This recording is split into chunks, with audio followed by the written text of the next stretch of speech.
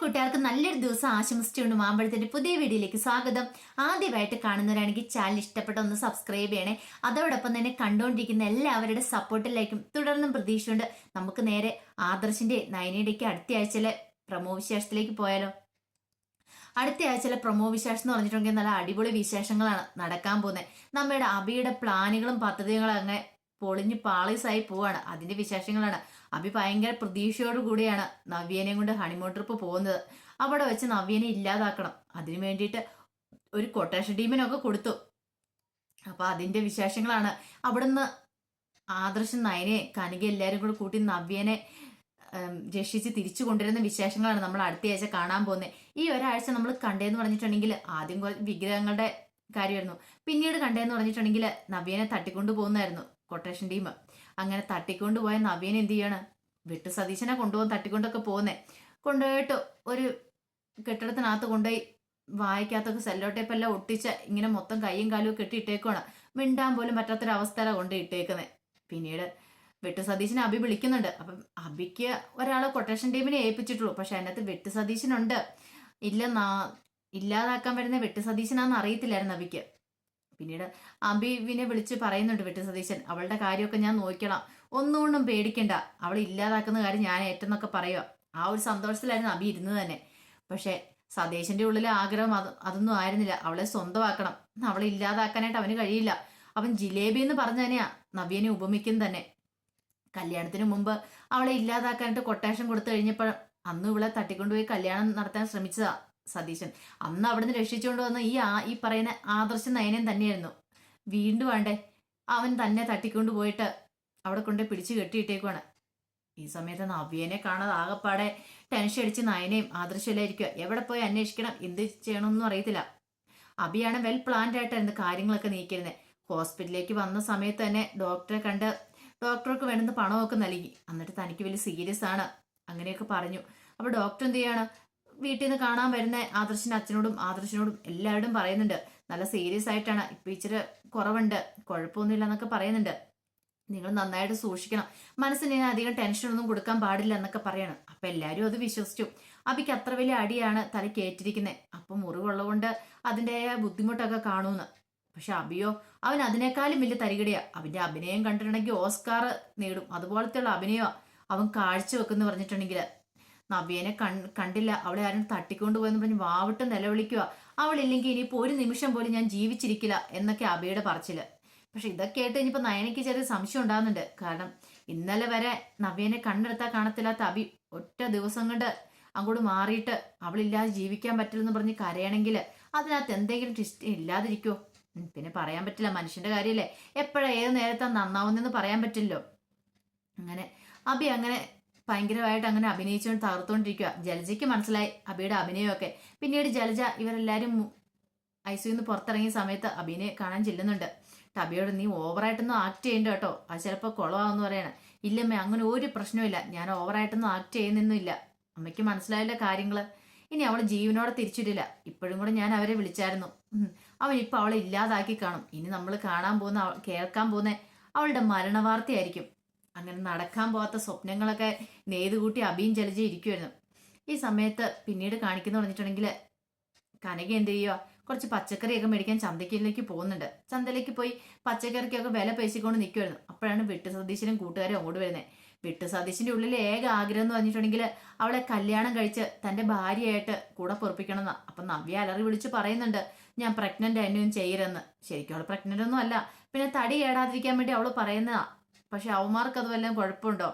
പറഞ്ഞ്, പ്രഗ്നന്റ് ആണേലും എനിക്ക് കുഴപ്പമില്ല, എനിക്ക് നിന്നെ വേണം ജിലേബി എന്നും പറഞ്ഞോണ്ടാ വിട്ടു സതീശൻ നിൽക്കുന്നത്. നവ്യയുടെ സൗന്ദര്യത്തിന് അവനങ്ങ് മയങ്ങിപ്പോയി.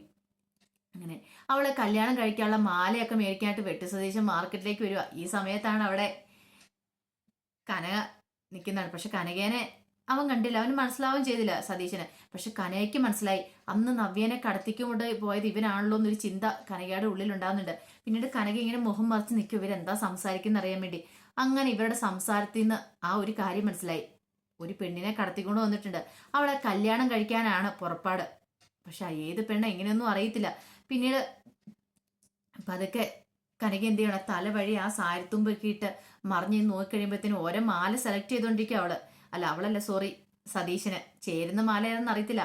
അവൾക്ക് ചേരുന്ന മാല വേണമല്ലോ. അവസാനം ആ ഫോണിനകത്തുള്ള ഫോട്ടോ എടുക്കുവാണ്. എന്നിട്ട് ആ ഫോൺ അങ്ങ് ചേർത്ത് വെച്ചിട്ട് നവ്യക്ക് ചേരുമോ എന്ന് ഇങ്ങനെ നോക്കുവാണ്. പക്ഷെ ഇത് അബദ്ധപ്പെട്ട് കനക കാണുവാണ് ഈ സംഭവം. നവ്യ എന്ന് മനസ്സിലായി കഴിയുമ്പോഴത്തേനും കനകയുടെ ഉള്ളിൽ ഒരു വെള്ളടി വെട്ടുവാണ്. ഇനിയിപ്പോ എന്ത് ചെയ്യും? തന്റെ മോളെ തട്ടിക്കൊണ്ട് വന്നേക്കെന്ന് മനസ്സിലാവുക. പിന്നീട് ഉമാര് മാലയൊക്കെ മേടിച്ചുകൊണ്ട് പോകാൻ തുടങ്ങുവാണ്. അങ്ങനെ പോകുന്ന സമയത്ത് കനക എന്ത് ചെയ്യണം? കനക ഒരു ഓട്ടോറിക്ഷ കയറിയിട്ട് ആ ഓട്ടോറിക്ഷക്കാരനോട് പറയുന്നുണ്ട് അവരെ ഫോളോ ചെയ്യാനൊക്കെ പറയാണ്. അങ്ങനെ ഫോളോ ചെയ്യാൻ പറഞ്ഞതിന് ശേഷം അവരുടെ പുറകെ തന്നെ പോവാണ്. ഈ സമയത്ത് എങ്ങോട്ട് പോയെന്നറിയത്തില്ലാതെ കനകയും നവ്യയും ആദർശം കൂടി ഇരിക്കുവാണ്. ഒരു വിവരം എതിരായിട്ടും കിട്ടിയില്ല. അവസാനം അവർ പോലീസ് കംപ്ലൈന്റ് ചെയ്യുന്നുണ്ട്. പോലീസുകാർ അന്വേഷണത്തിനൊക്കെ വന്നു. പോലീസുകാർ അന്വേഷണത്തിൽ വന്നപ്പോൾ അഭിയോടാണെങ്കിലും ജലജയോടാണ് ചോദിക്കുന്നുണ്ട്, നീ കാലം ശത്രുക്കളാലൊക്കെ ഉണ്ടോ? ഇനിയിപ്പോ പറയാൻ പറ്റില്ല. വിഗ്രഹങ്ങളൊക്കെ മോഷ്ടിച്ചതിന് പോയതിന് പിന്നാലെയല്ലേ ഇങ്ങനത്തെ ഒരു സംഭവം നടന്നേക്കുന്നേ. ഇനിയിപ്പോ വിഗ്രഹ മോഷണ കേസിലെ ആൾക്കാരുമായിട്ട് ഇവൾക്ക് വല്ല ബന്ധമുണ്ടോ? ഇനി അതുകൊണ്ടാണ് ഈ തട്ടിക്കൊണ്ട് പോയിക്കുന്നത്. ഒന്നും പറയാൻ പറ്റില്ല. അങ്ങനെ പോലീസുകാർ നൂറ് ചോദ്യങ്ങളൊക്കെ ചോദിക്കുക. ഒരു കാര്യം ജലജയ്ക്ക് മനസ്സിലായി. ഇനിയിപ്പോ പോലീസുകാർ ഇനിയിപ്പം വിഗ്രഹങ്ങൾ തട്ടിക്കൊണ്ട് പോയ അവന്മാരെ കൂടുതൽ ചോദ്യം ചെയ്തിട്ടുണ്ടെങ്കിൽ അബിയുടെ പേര് വിളിച്ചു പറയും. നവ്യനെ തട്ടിക്കൊണ്ട് പോയനല്ല, വിഗ്രഹങ്ങൾ മോഷ്ടിച്ചുകൊണ്ട് പോയന്. അതൊരു കാരണവശാലും സംഭവിച്ചുകൂടാ. അവസാനം ജലജ പോലീസുകാരോട് പറയുന്നുണ്ട്, ഇപ്പം അവരെ ക്വസ്റ്റ്യൻ ചെയ്യുകയല്ല ചെയ്യണ്ടേ, എനിക്ക് എന്റെ മരുമോളെ തിരിച്ചു കിട്ടുകയോ ചെയ്യണ്ടേ, നവ്യേനെ. ജലജയ്ക്ക് അങ്ങോട്ട് ഭയങ്കര സ്നേഹക്കൂടുതൽ അഭിനയിക്കുക ജലജ. എന്നാലേ പിടിച്ചു വയ്ക്കാൻ പറ്റുള്ളൂ പോലീസുകാരുടെ ഒക്കെ അടുത്താണേലും. അല്ലെങ്കിൽ അവർക്കാണല്ലോ സംശയം തോന്നുമല്ലേ, മരുമോളെ കാണാതെ പോയെന്ന് പറഞ്ഞിട്ട് ഒരു കൂസലും ഇല്ലാതെ നിന്നിട്ടുണ്ടെങ്കിൽ ഇനി ഇവരെങ്ങാനും ആണോ ഇതിന്റെ പിന്നിൽ നിന്ന്. പോലീസുകാരൻ പറയുന്നുണ്ട് ഇതിന്റെ പിന്നിൽ സ്ട്രോങ് ആയിട്ട് ആരോ ഒരാളുണ്ട്. അതാണ് അവർ നിർദ്ദേശം കൊടുക്കുന്ന അനുസരിച്ചായിരിക്കും ഒരുപക്ഷെ തട്ടിക്കൊണ്ടുപോയ നാടകം നടത്തിയിരിക്കുന്നത്. അവർക്ക് ചിലപ്പോൾ പൈസ ആയിരിക്കും വേണ്ടത്, അല്ലെങ്കിൽ പെണ്ണിനെ ആയിരിക്കും വേണ്ടത്. ഇതിലൊന്നിനു വേണ്ടിയിട്ടായിരിക്കും തട്ടിക്കൊണ്ടു പോകുന്നൊക്കെ പറയുകയാണ്. ഇതൊക്കെ കേട്ട് കഴിഞ്ഞപ്പോഴത്തേനും നയനയ്ക്ക് വല്ലാത്ത സങ്കടം വരുന്നു. നയന വാവിട്ട് നിലവിളിക്കുന്നുണ്ട്. പക്ഷെ കനക എന്ത് ചെയ്യുകയാണ്? ഇതൊന്നും അറിയത്തില്ലാതെ ഇവരുടെ പുറകെ ഫോളോ ചെയ്തോണ്ടിരിക്കുകയാണ്. അങ്ങനെ ഫോളോ ചെയ്ത് കുറെ ദൂരം കഴിഞ്ഞപ്പോഴത്തേനും കനകയ്ക്ക് തോന്നി, മോളെ ഒന്ന് വിളിച്ചു പറഞ്ഞാലോ, നയനെ ഒന്ന് വിളിച്ചു പറഞ്ഞാലോ എന്നോർത്ത് നയനെ ഫോൺ ചെയ്യുവാണ്. നയനയ്ക്ക് ആ പടെ കോൾ എടുക്കാൻ ഒരു പേടിയായിരുന്നു. പിന്നീട് ആദർശ കോൾ എടുക്കുന്നത്. ആദർശ് കോൾ എത്തുകയും പറഞ്ഞു അവിടുത്തെ സംഭവങ്ങളൊക്കെ പറയാണ്, ഇങ്ങനെ തട്ടിക്കൊണ്ട് പോയെന്നൊക്കെ ആരോ ഒരാള്. പെട്ടെന്ന് കനക എന്ത് ചെയ്യണം? കനകയ്ക്കൊരു പേടി തോന്നി. ഇനിയിപ്പോൾ പറഞ്ഞിട്ടുണ്ട് കഴിഞ്ഞ പ്രാവശ്യം വിഗ്രഹങ്ങൾ എടുക്കാൻ വേണ്ടിയിട്ട് ആദർശ് കുറെ കഷ്ടപ്പെട്ടു, കുറെ ഇടിയടിയൊക്കെ ഉണ്ടാക്കിയതാ. ഇനിയൊരു പ്രശ്നം ഉണ്ടാക്കണമെന്ന് ഓർത്തിട്ട് കനക മിണ്ടിയില്ല. താൻ അവരുടെ പുറകെ ഉണ്ട്, അവരുടെ ഒപ്പം പോവാന്നൊന്നും മിണ്ടിയില്ല. ശരി ശരി എന്ന് പറഞ്ഞ് വെക്കുക ചെയ്ത്. പക്ഷെ ഒരുപക്ഷെ അപ്പം പറയുമായിരുന്നെങ്കിൽ അവർക്ക് പെട്ടെന്ന് തന്നെ നവ്യയുടെ അടുത്തേക്ക് എത്താനായിട്ട് സാധിച്ചേനെ. പക്ഷെ കനക അത് പറയുന്നില്ല. തന്നെ കൊണ്ട് രക്ഷിക്കാൻ പറ്റുമോ നോക്കട്ടെ, ഇല്ലെങ്കിൽ അവരുടെ സഹായം തേടിയാൽ മതി എന്നൊരു ചിന്തയായിരുന്നു ഉണ്ടായിരുന്നേ. പിന്നീട് നവ്യനെ കൊണ്ട് ഇട്ടേക്കുന്ന അങ്ങോട്ട് കനകയെ ഓട്ടോയ്ക്ക് ചെല്ലുവാണ്. ഓട്ടോറിക്ഷയൊക്കെ നിർത്തി പറഞ്ഞു വിട്ടതിന് ശേഷം കനക അങ്ങോട്ട് കയറി ചെല്ലുമ്പോൾ കാണുന്ന കാഴ്ച എന്ന് പറഞ്ഞിട്ടുണ്ടെങ്കിൽ നവ്യേനെ ഇങ്ങനെ പിടിച്ചു കെട്ടി ഇട്ടേക്കുവാണ്. വായിക്കകത്ത് ഇങ്ങനെ പ്ലാസ്റ്ററൊക്കെ ഒട്ടിച്ച് ചുറ്റും കുറെ ഗുണ്ടകളും നിൽക്കുവാണ്. അപ്പം നവ്യയുടെ കഴുത്തിൽ താലി ആർത്താനായിട്ട് പിന്നെ വിട്ടു സതീശൻ തുടങ്ങുവാണ്. ഇതെല്ലാം കണ്ടു കഴിഞ്ഞപ്പോഴത്തേനും കനയ്ക്ക് പിന്നെ എന്ത് ചെയ്യണം എന്നറിയത്തില്ല. ആകെപ്പാടെ പെട്ടുപോയി. എങ്ങനെ അവളെ രക്ഷിക്കും? ഇപ്പൊ ആദർശിനെ നയനെയൊന്നും വിവരം അറിയിച്ചാലോ എന്നൊരു ചിന്തയൊക്കെ ഉണ്ടാകുന്നുണ്ട്. തന്നെ കൊണ്ട് തന്നെ കൂടുതലെന്ന് മനസ്സിലായി. അവസാനം വരുമ്പോഴത്തേനും എന്ത് ചെയ്യണം? ആദർശിനെ നയനെയൊക്കെ വിവരം അറിയിക്കാനായിട്ട് ലൊക്കേഷനൊക്കെ ഇട്ട് കൊടുക്കുന്നുണ്ട്. ഈ ഫോട്ടോ വീഡിയോസ് ആയതും പിടിച്ചിട്ട് കൊടുക്കുക. അത് കണ്ടിപ്പോൾ അവർക്ക് മനസ്സിലാവുമല്ലോ നവ്യേനെ അമ്മ കണ്ടിട്ടുണ്ട് എങ്ങനെയാന്നൊക്കെ ഉള്ളത്. അപ്പൊ അതിന്റെ വിശേഷങ്ങളൊക്കെ അങ്ങനെ അവസാനം വരുമ്പോഴത്തേനും ആദർശൻ നയനെയും കനയും കൂടെ രക്ഷിച്ചുകൊണ്ട് വീട്ടിലേക്ക് വരുന്നു. അത് കണ്ട് ആകെപ്പാടെ കിളി പോയ അവസ്ഥയിൽ സമതല തെറ്റി നിൽക്കുന്ന ജലജനെ അഭിനയൊക്കെയാ കാണിച്ചിരിക്കുന്നു പറഞ്ഞിട്ടുണ്ടെങ്കിൽ. അപ്പൊ അതൊക്കെയാണ് ഇനി അടുത്ത ആഴ്ച ഒരാഴ്ച നടക്കാൻ പോകുന്ന വിശേഷങ്ങൾ എന്ന് പറഞ്ഞിട്ടുണ്ടെങ്കിൽ. ഇതിപ്പോ ജസ്റ്റ് പ്രമോ വിശേഷമായിട്ട് പറഞ്ഞേക്കുന്ന കേട്ടോ. ഇതിന്റെ ഫുൾ വിശേഷമായിട്ട് ഞാൻ അടുത്ത ദിവസങ്ങൾ വരുന്നതായിരിക്കും. അപ്പൊ എല്ലാവരും മറക്കാതെ കയറി കാണണം കേട്ടോ. അപ്പൊ ഇഷ്ടപ്പെടുവാണെങ്കിൽ ലൈക്ക് ചെയ്യുകയും കൂടി ചെയ്യണം കേട്ടോ. ഒരിക്കൽ കൂടി എല്ലാവർക്കും നല്ലൊരു ദിവസം ആശംസിച്ചുകൊണ്ട് നിർത്തുന്നു. നന്ദി.